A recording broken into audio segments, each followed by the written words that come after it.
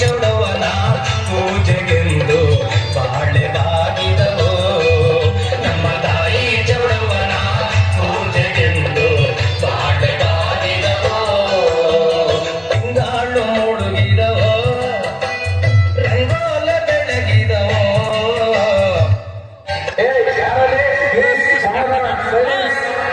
ನಿಮ್ಮ ನಾನು ಬರ್ತೇನೆ.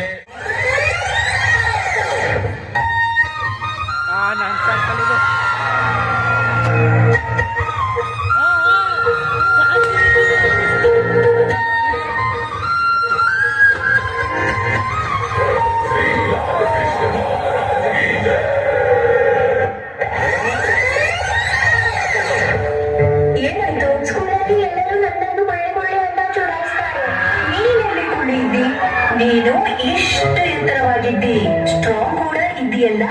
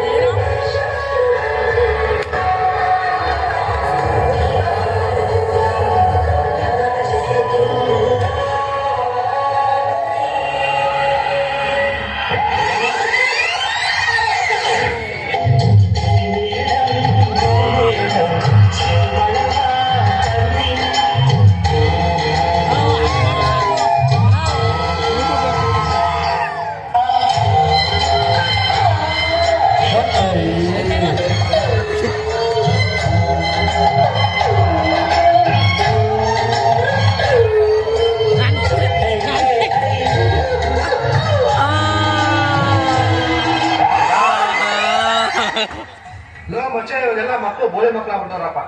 ಬರೀ ಅದೇನು ಮಾಡೋದೇ ಇಲ್ಲ. ನಮ್ ತಾತ ಮುತ್ತಾತನ ಕಾಲದಲ್ಲೆಲ್ಲ ನದಿ ಬೆಟ್ಟ ಗುಡ್ಡ ಎಲ್ಲ ದಾಟ್ಕೊಂಡು ಓದ್ಕೊಂಬತ್ತಾ ಇದ್ರು. ನೋ ಮಜಾ ಎಲ್ಲ ನಮ್ಮ ಮುತ್ತಾತ ಗುಡುಗು ಮಿಂಚಿ ಬಂದಿದ್ದಲ್ಲ ಅದನ್ನೇ 2-3 ಚಾಪ್ಟರ್ ಓದ್ಬಿಡೋರು. ನೀವು ಮಜಾ ನಮ್ ತಾತ ರಾತ್ರಿ ಹೊತ್ತು ಬೆಕ್ಕನ್ನು ಉಳಿತೆ ಗೊತ್ತಾ ಕಳಬಳ ಅಂತ ಅದ್ರಿಂದ ಓದ್ಕೊಂತಿದ್ರು. ನಮ್ ತಾತ ನೋಡ್ರಿ ಅಕ್ಕ ಪಕ್ಕ ಮನೆಯಲ್ಲ ಉರ್ಕೊಳ್ಳೋರು. ನಮ್ ತಾತ ಆ ಬೆಳಕಲ್ಲಿ ಓದ್ಕೊಂಡ್ಬಿಡೋರು. ನಮ್ ತಾತ ಮುತ್ತಾತಂದೆಲ್ಲ ಬಿಟ್ಟಾಕ್ರಲ್ಲಿ ನಾವೆಲ್ಲ ಹೆಂಗ ಓದ್ತಾ ಇದ್ವಿ. ಹೂ ಮಚ್ಚಲ್ಲ ನಾನು ವಾಸ್ತು ಲೈಟ್ ಬಂದಿದ್ದಲ್ಲ ಅದರಿಂದ ಓದ್ತಿದ್ದೆ.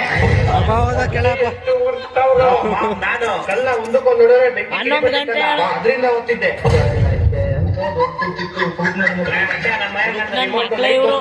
ಲೈಟ್ ಇಂದ ಓದ್ತಿದ್ದೆ.